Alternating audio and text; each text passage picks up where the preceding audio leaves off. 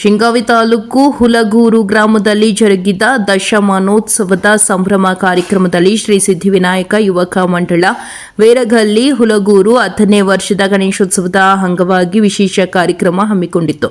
ಕಾರ್ಯಕ್ರಮದ ಉದ್ಘಾಟನೆಯನ್ನು ಶ್ರೀ ಜಗದ್ಗುರು ಮೌನೇಶ್ವರ್ ಮಠ ಹಲಗೂರು ಹಾಗೂ ಹನುಮರಹಳ್ಳಿ ಮತ್ತಿಗಟ್ಟಿ ಮಠದ ಉಭಯ ಶ್ರೀಗಳಿಂದ ಕಾರ್ಯಕ್ರಮ ಜ್ಯೋತಿ ಬೆಳಗಿಸುವ ಮುಖಾಂತರ ಉದ್ಘಾಟನೆ ಮಾಡಲಾಯಿತು. ಕಾರ್ಯಕ್ರಮದಲ್ಲಿ ದೇಶ ಸೇವೆ ಮಾಡಿ ನಿವೃತ್ತ ಹೊಂದಿದ್ದ ಶ್ರೀ ಈರಯ್ಯ ಇಂಗಳಗಿ ಎಸ್ಕೆ ಪ್ರೌಢಶಾಲೆಯಲ್ಲಿ ಮುಖ್ಯೋಪಾಧ್ಯಾಯರಾಗಿ ಸೇವೆ ಸಲ್ಲಿಸಿ ನಿವೃತ್ತಿ ಹೊಂದಿದ್ದ ಶ್ರೀ ಜೆಎನ್ ಕಟಗಿ ಹಾಗೂ ಎಂಪಿ ಕುಂಬಾರಿ ಶಿಕ್ಷಕರು, ಹಿರಿಯ ಪೌರ ಕಾರ್ಮಿಕರು ಶ್ರೀ ಶಂಕರಣ್ಣ ಕಲಲ್, ನಾಗಪ್ಪ ಮಡೋಳಿ, ಅಂಗನವಾಡಿ ಕಾರ್ಯಕರ್ತೆಯರಾದ ಶ್ರೀಮತಿ ಪೂರ್ಣಿಮಾ ಯಲುವಿಗಿ, ಸವಿತಾ ತೆವರಿಮಠ ಅವರನ್ನು ಸನ್ಮಾನಿಸಿ ಗೌರವಿಸಲಾಯಿತು. ಈ ಸಂದರ್ಭದಲ್ಲಿ ಯುವ ವಾಗ್ಮಿ ಅಮೋಘ ಸಂಭಯ್ಯ ಹಿರೇಮಠ ಅವರ ನೇತೃತ್ವದಲ್ಲಿ ಮಲ್ಲಗಂಬ ಪ್ರದರ್ಶನ ಅದ್ದೂರಿಯಾಗಿ ಜರುಗಿತು. ನಂತರ ಅನ್ನ ಸಂತರ್ಪಣೆ ಕಾರ್ಯಕ್ರಮ ಜರುಗಿತು. ಜಗನ್ನಾಥೆ ತಾಯಿಗಾರಿಕೆಯ ಅಡಿಧಾರಗಳಿಗೆ ಅನಂತ ಕೋಟಿ ಪ್ರಣಾಮಗಳನ್ನು ಸಲ್ಲಿಸಿ ವೇದಿಕೆ ಮೇಲೆ ಆಸೀನರಾಗಿರುವಂತಹ ಗುರುದ್ವಯರಿಗೂ ನನ್ನ ನಮಸ್ಕಾರಗಳನ್ನು ತಿಳಿಸಿ, ವೇದಿಕೆ ಮೇಲೆ ಆಸೀನರಾಗಿರುವಂತಹ ಸನ್ಮಾನಿತರಿಗೆ ಹಾಗೂ ವೇದಿಕೆ ಮೇಲೆ ಆಸೀನರಾಗಿರುವ ಗುರುವರಿಯರಿಗೆ ಎಲ್ಲರಿಗೂ ನನ್ನ ಅನಂತ ನಮಸ್ಕಾರಗಳು. ನಾವು ಇವತ್ತಿನ ದಿವಸ ಒಂದು ವಿಶೇಷವಾದಂತಹ ಕಾರ್ಯಕ್ರಮಕ್ಕೆ ಸೇರಿದ್ದೀವಿ.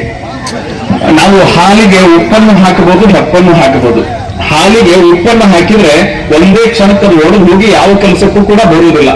ಆದ್ರೆ ಹಾಲಿಗೆ ಹೆಪ್ಪನ್ನು ಹಾಕಿದಾಗ ಹಾಲು ಮೊಸರು ಆಯ್ತು, ಮೊಸರು ಮಜ್ಜಿಗೆ ಆಯ್ತು, ಮಜ್ಜಿಗೆ ಬೆಣ್ಣೆ ಆಯ್ತು, ಬೆಣ್ಣೆ ತುಪ್ಪ ಆಯ್ತು, ತುಪ್ಪ ಯಾವುದೇ ಕಾಲಕ್ಕೂ ಕೆಡದೇ ಇರುವಂತಹ ವಸ್ತುವಾಗಿ ನಮಗದು ನಿಂತುಕೊಳ್ಳುತ್ತೆ. ಹಂಗೆ ಈ ವಿನಾಯಕ ತಂಡದವರು, ಈ ಸಿದ್ಧಿ ವಿನಾಯಕ ತಂಡದವರು ನಮ್ಮ ಬದುಕಿಗೆ ಹಾಕ್ತಾ ಇರುವಂತದ್ದು ಹೆಪ್ಪನ್ನ ಹೊರತು ಉಪ್ಪನ್ನಲ್ಲ. ಅಂಥ ಒಂದು ವಿಶೇಷವಾದಂತಹ ಕಾರ್ಯಕ್ರಮವನ್ನು ನಮಗೆ ಆಯೋಜನೆ ಮಾಡಿಕೊಟ್ಟು ನಮ್ಮೆಲ್ಲರಿಗೂ ಮಲ್ಕೊಂಬವನ್ನು ತೋರಿಸ್ಬೇಕೆನ್ನುವಂತಹ ಚಿಂತನೆ ಒಳಗಡೆ ಹೊಂದಿದಾರಲ್ಲ, ನಿಜಕ್ಕೂ ಕೂಡ ಅವ್ರ ಮುಂದೆ ನಾವು ಧನ್ಯವಾದಗಳನ್ನು ತಿಳಿಸ್ಬೇಕು. ಅವರ ಹೆಸರಲ್ಲೇ ಇದೆ ವೀರಗಲ್ಲಿ ಅಂತ ಹೇಳಿ. ವೀರಗಲ್ಲಿ ಅಂದ್ರೆ ವೀರಲ್ಲಿರುವಂತಹ ಓಣಿ ವೀರಗಲ್ಲಿ, ವೀರತನದ ಆಟವನ್ನು ನಮಗೆ ತೋರಿಸ್ಬೇಕೆನ್ನುವ ಕಾರಣಕ್ಕಾಗಿ ವೀರಗಲ್ಲಿ ಯುವಕರು ಸೇರಿಕೊಂಡು ಒಂದಿಷ್ಟು ಹುಡುಗೂರಿನ ಜನತೆಗೆ ತೋರಿಸ್ಬೇಕಂತ ನಿಶ್ಚಯವನ್ನು ಮಾಡಿದ್ದಾರೆ. ನಾವೆಲ್ಲರೂ ನಮ್ಮ ಮಕ್ಕಳಿಗೆ ಹೇಳ್ತಿರುವಂತದ್ದು ಏನನ್ನುವಂಥದ್ದು ವಿಚಾರ ಮಾಡಬೇಕು. ಒಂದ್ಸಾರಿ ಒಬ್ಬ ದೊಡ್ಡ ಊರಿನ ಗೌಡ ಮನೆಯಲ್ಲಿ ಕುತ್ಕೊಂಡಿದ್ನಂತೆ. ಹುಡುಗ ನಡ್ಕೊಂಡು ಹೋಗುವಾಗ ಗೌಡನ ನೋಡಿ ನಕ್ಬಿಟ್ನಂತೆ. ನಕ್ಕ ತಕ್ಷಣ ಗೌಡನಿಗೆ ಸಿಟ್ಟು ಬಂತು. ಊರಿನ ಗೌಡ ನಾನು ನನ್ನನ್ನು ನೋಡಿ ಇವನು ನಗೋದೇನು ಅಂತ ಹೇಳಿ ಗೌಡ ಕರೆದಂತೆ ಒಳಗಡೆ, ಯಾಕೆ ನಕ್ಕೆ ನಾನು ನೋಡಿ ನೀ ಅಂತ ಕೇಳಿದ. ಯಾಕೆ ಹೇಳಿ ಗೌಡ ಹಂಗೇನೆ, ಯಾಕೆ ನಕ್ಕಿ ನೀ ಬೇರೆ ಹೋಗ್ಬೇಕು ನನಗೆ ಇವತ್ತು ಅನ್ನಂತ. ಯಾಕೆ ಹೇಳಿ ಹಂಗೆ ನಕ್ಕೇನು, ಯಾಕೆ ಹೇಳಬೇಕು ಅಂತಂದಾಗ ಏನಿಲ್ಲ ಗೌಡ, ನೀವು ಇಷ್ಟು ದೊಡ್ಡ ಮನಿ ಕಟ್ಸಿದಿರಿ, ಸಣ್ಣ ಬಾಗಲ ಮಾಡಿರಿ. ಇಷ್ಟು ದೊಡ್ಡ ಮನಿ ಕಟ್ಸಿರಿ, ಸಣ್ಣ ಬಾಗಲ ಮಾಡಿರಿ. ನೀವು ನಾಳೆ ಸತ್ತು ನಿಮ್ ಕಾಲು ಸೆಟ್ ಹೋದ್ರ ನಿಮ್ ಹೊರಗೆ ಹೆಂಗೆ ತರೋದು ಅಂತ ವಿಚಾರ ಮಾಡಿದ್ರೆ ಅದಕ್ಕೆ ನಕ್ಕೆ ಅಂದ ತಕ್ಷಣ ಗೌರವ ಸಿಟ್ಟು ಬಂದಂತ, ನಾ ಬದುಕಿರುವಾಗ ನನಗೆ ಕೊಲ್ಲೋಕೆ ವಿಚಾರ ಮಾಡೋಣಲ್ಲ ಅಂತ ಹೇಳಿ ಅವ್ರ ಅಪ್ಪನ ಕರೆಯೋದಕ್ಕೆ ಕಳಿಸಿದಂತ. ಅವ್ರ ಅಪ್ಪ ಬಂದು ಯಾಕೆ ನನ್ನ ಮಗನಿಗೆ ಕಂದು ಕಟ್ಟಿಲ್ಲ ಅಂದಾಗ, ಏನೋ ನಿನ್ನ ಮಗ ಹಿಂಗ್ ಮಾತಾಡ್ತಾನ ನೋಡ್ ನನಗ ಅಂತ ಹೇಳಿದ್ರೆ, ಏನಂದ, ಏನಿಲ್ಲ ನಾನು ನಾಳೆ ಸತ್ರ ಇಷ್ಟು ಸಣ್ಣ ಭಾಗದಾಗ ನನ್ನ ಕೈಕಾಲು ಸೆಟ್ಟದ ಹೊರಗೆ ಹೆಂಗ್ ತಗೊಂಡು ಹೋಗ್ತಿದ್ದಾರೆ ಅಂತ ಕೇಳಕತ್ತೆ ಅಂದ್ರಂತ. ಅವ ಕೇಳಿದ್ರೆ ಏನ್ ತಪ್ಪೈತ್ರಿ, ಲೇ ಮಗನ ಅವ್ರು ಸತ್ರ ನಿನಗೆ ಯಾಕೆ ಚಿಂತದು, ಅವರು ಸತ್ತು ಕಾಲು ಸೆಟ್ಟದು ಅಂದ್ರ ಬಹಳ ಚಿಂತೆ ಮಾಡೋದ್ ಬೇಡ, ತುಂಡು ಮಾಡಿ ಹೆಡಿಗೆ ತುಂಡು ಬರುವೆ ಅಂತ ಅವರಪ್ಪ. ಅಪ್ಪಿ ಸಿಟ್ಟು ಬಂದಂತ ಅವ್ನು ಹುಡುಗ ಯಾಕೆ ಸಿಟ್ಟು ಬಂದು ಮತ್ತೆ ಅವ್ರು ಕಂಬ ಕಟ್ಟಿದಂತ. ಅವ್ರಪ್ಪ ಬದುಕಿದ್ದಂತ ಅವ್ರ ಅಪ್ಪನ ಕರೆದ್ರಂತ. ಏನೋ ನಿನ್ನ ಮಗಳಿಗೆ ನಿಮ್ಮ ಮಗುವಿಗೆ ಸಂಸ್ಕಾರನ ಕೊಟ್ಟು ನೀನು ಹೀಗೆ ಮಾತಾಡ್ತಾರಲ್ಲ ಅವರು. ಅವ ಏನ್ ಬೇಕಾಗಿತ್ತು, ಹಂಗ್ಯಾಕೆ ಮಾತಾಡಿದ್ರು, ಗೌಡ್ರಿಗೆ ಏನು ಮಾತಾಡ್ಬಾರ್ದು ಅಂತ ಅವನು ಹೇಳ್ಬೇಕಾಯ್ತು. ಅವ ಏನಿಲ್ಲ, ಅಲ್ಲೇ ಗೌಡ್ರ ಸತ್ತು ಕಾಲು ಸೆಟ್ಟದ ಅಡಿಗೆ ತುಂಬೋದು ಯಾಕ, ಕಡಿಯೋದು ಯಾಕ, ಅಷ್ಟೆಲ್ಲ ಮಾಡೋದು ಯಾಕ, ಬಡ ಅವ್ರು ಮುರಿದು ಹೊರಕೊಂಡು ಹೋಗ್ರು ನಾವು ಅನ್ನ. ಅವ ಅಜ್ಜನು ಹಿಂಗೆ ಅವ್ರ ಅಜ್ಜ ಬದುಕಿದ್ದಂತ ಪುಣ್ಯಕ್ಕೆ ಅವನು ಕರೆಯ ಕಳಿಸಿದ್ರಂತ. 3 ಮಂದಿನ ಸಾಲ ಕಂಬು ಕಟ್ಟದಾಗ ಅವನು ಆ ಟೇಬಲ್ ಅಲ್ಲೇ ಇಡ್ಬೇಕಿತ್ತು ನೀವು. ಅದ್ರ ಮ್ಯಾಗೆ 3 ಮಂದಿನ ಕಂಬು ಕಟ್ಟದಾಗ ಸಾಲಾಗಿ ನಿಂದಿಸಿದಂತ ಅವ್ರ ಯಾಕೆ ನನ್ನ ಮೊಮ್ಮಕ್ಕಳನ್ನ ನೀವು ಕಟ್ಟಿರಿ ಅಂತ ಕೇಳಿದಾಗ, ನೋಡಪ್ಪ ಹಿಂಗ್ ಮಾತಾಡ್ತಾರ ಅವ್ರು ಅಂತ. ಮಕ್ಕಳ ನಿಮ್ಗೆ ಯಾಕೆ ಬೇಕಿಲ್ಲ ಊರಿನ ಗೌಡನ್ ಚಿಂತಿ, ನಾವು ಸತ್ ಮ್ಯಾಕ್ ಕಾಲು ಸೆಟ್ಟಿದ್ರ ಹೆಂಗ ಹಾಕೊಂಡು ಹೋಗೋದು ಲೆಕ್ಕ, ನಿಮ್ಗೆ ಯಾಕೆ ಚಿಂತೆ, ನಾವಿಲ್ಲ ಮಕ್ಕಳ ಗೌಡ ಹೌದನ್ನಂಗ ಗಂಧದ ಕಟ್ಟಿಗೆ ಮನಿ ಕಟ್ಸಣ, ಅಲ್ಲಿ ಹೋಗಿ ಸುಡೋದ ಯಾಕ, ಅವ್ನು ಹೊರೋದ ಯಾಕ, ಮನಿಗೆ ಬೆಂಕಿ ಹಚ್ಚಿಬಿಡೋಣ.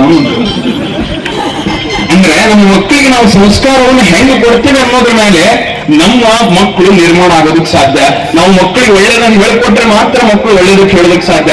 ಹಿಂದಿನ ಹಿರಿಯರು ಬದುಕಿರುವಂತಹ ಶೈಲಿ ಹಂಗಿತ್ತು.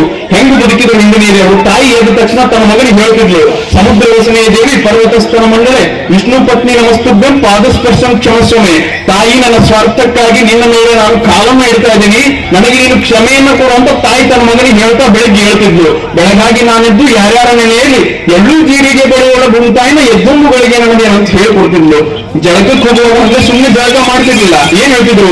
ಗಂಗೆ ಚೈಮುನೆ ಚೈವ ಗೋದಾವರಿ ಸರಸ್ವತಿ ನರ್ಮದೇ ಸಿಂಧು ಕಾವೇರಿ ಜಲಸ್ಮಿನ್ ಸನ್ನಿಧಿ ಕುರು. ನಮ್ಮ ಮನೆಗಿರುವಂತ ನೀರು ಬರೀ ನದಿಯ ನೀರಲ್ಲ, ನಳದ ನೀರಲ್ಲ, ನಾನು ಹಾಕೊಳ್ಳುವಂತ ಪ್ರತಿಯೊಂದು ನೀರು ಗಂಗೆ, ಗೋದಾವರಿ, ಸರಸ್ವತಿ, ಕಾವೇರಿ, ಸಿಂಧುವಿನ ಪ್ರತಿರೂಪ.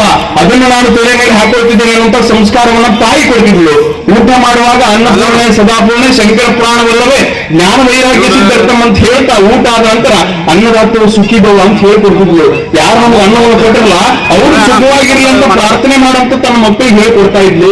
ಆದ್ರೆ ನಾವೇನ್ ಮಾಡ್ತಿದ್ದೀವಿ ನಮ್ಮ ಮಕ್ಕಳಿಗೆ ಅನ್ನೋದನ್ನು ವಿಚಾರ ಮಾಡ್ಬೇಕು. ಒಬ್ಬ ತಾಯಿ ಹತ್ರ ಒಬ್ಬ ಮಗ ಬಂದು ಕಾಲಿಗೆ ಬಿದ್ದು ನಾನು ರನ್ನಿಂಗ್ ರೇಸಿಗೆ ಓಡಬೇಕು, ನಾನು ಒಂದಿಷ್ಟು ಆಶೀರ್ವಾದ ಮಾಡಿದಾಗ ಆ ತಾಯಿ ಹೇಳುವಂತ ಮೆಲುಗೋಡಪ್ಪ ಅಂತ ಹೇಳಿ. ಮೆಲುಗೋಡಿನ ರನ್ನಿಂಗ್ ರೇಸ್ ಫಸ್ಟ್ ಬರೋದು ಯಾವಾಗ? ನಮ್ಮ ಮಕ್ಕಳಿಗೆ ಇಷ್ಟೊಂದು ಕಾಳಜಿಯಿಂದ ನಾವು ಬೆಳೆಸ್ತಾ ಇದೀವಿ.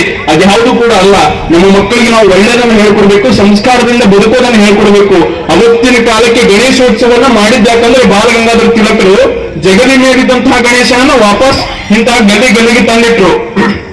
ಯಾಕೆ ತಂದಿಟ್ರು ಅಂದ್ರೆ ಅವತ್ತಿನ ಕಾಲಕ್ಕೆ ಬ್ರಿಟಿಷ್ ಆಳ್ವಿಕೆ ಇತ್ತು. ಬ್ರಿಟಿಷ್ ಆಳ್ವಿಕೆ ಇದ್ದಂತ ಸಂದರ್ಭದಲ್ಲಿ ಯಾರು ಕೂಡ ಹೊರಗಡೆ ಸಭೆ ಮಾಡುವಂತಿರಲಿಲ್ಲ, ಸಮಾರಂಭ ಮಾಡುವಂತಿರಲಿಲ್ಲ, ಮಾಡಿದ್ರೆ ಅರೆಸ್ಟ್ ಮಾಡಿ ಹೊರಗಡೆ ಹಾಕ್ತಿದ್ರು. ಆದ್ರೆ ಅವತ್ತಿನ ಕಾಲಕ್ಕೆ ಬಾಲಗಂಗಾಧರ ತಿಲಕರು ಎಂತಹ ಆಲೋಚನೆಯನ್ನು ಮಾಡಿದ್ರು ಅಂದ್ರೆ ಶಿವಾಜಿಯ ಉತ್ಸವವನ್ನು ಮಾಡಿ, ಗಣೇಶೋತ್ಸವವನ್ನು ಮಾಡಿ, ದೊಡ್ಡ ಪೆಂಡಲ್ ಸೆಟ್ ಅನ್ನು ಮಾಡಿ ಅದರಲ್ಲಿ ಗಣೇಶನನ್ನು ತಂದಿಟ್ಟು ಗಣೇಶನನ್ನ ಪೂಜೆ ಮಾಡ್ತಿದ್ದೀವಿ ಅಂತ ಬ್ರಿಟಿಷರಿಗೆ ಹೇಳೋದು, ಅಲ್ಲಿ ಹೇಳುವಂತದ್ದು ರಾಷ್ಟ್ರದ ವಿಚಾರವನ್ನ, ರಾಷ್ಟ್ರ ಪ್ರೇಮದ ವಿಚಾರವನ್ನ, ಧರ್ಮದ ವಿಚಾರಗಳನ್ನು ಹೇಳಿ ಹೇಗೆ ಬ್ರಿಟಿಷರನ್ನ ಭಾರತದಿಂದ ಹೊರಗಡೆ ಓಡಿಸಬೇಕನ್ನುವಂತ ವಿಚಾರವನ್ನ ಅಲ್ಲಿ ಬಾಲಗಂಗಾಧರ ತಿಲಕ್ ಹೊರಟಿದ್ರು. ಅವತ್ತಿನ ಕಾಲಕ್ಕೆ ಬ್ರಿಟಿಷರ ಹೋರಾಟಕ್ಕಾಗಿ ಗಣೇಶನ ಇಡ್ತಾ ಇದ್ರು. ಇವತ್ತಿನ ಕಾಲಕ್ಕೆ ನಾವು ನಮ್ಮ ಮನಸ್ಸಿನ ಗುಲಾಮಗಿರಿಯ ವಿರುದ್ಧದ ಹೋರಾಟಕ್ಕಾಗಿ ನಾವು ಗಣೇಶನನ್ನು ಇಡಬೇಕಾಗಿದೆ. ಯಾಕಂದ್ರೆ ನಮ್ಮ ಊರನ್ನ ಸುಶಿಕ್ಷಿತರನ್ನಾಗಿ ಮಾಡುವುದಕ್ಕಾಗಿ, ನಮ್ಮ ಮಕ್ಕಳನ್ನ ಸಂಸ್ಕಾರದಿಂದ ಬದುಕುವುದಕ್ಕಾಗಿ, ರಾಷ್ಟ್ರಭಕ್ತಿಯನ್ನು ಬೆಳೆಸುವುದಕ್ಕಾಗಿ, ಧರ್ಮ ಪ್ರಜ್ಞೆಯನ್ನು ಬೆಳೆಸುವುದಕ್ಕಾಗಿ ಇಂತಹ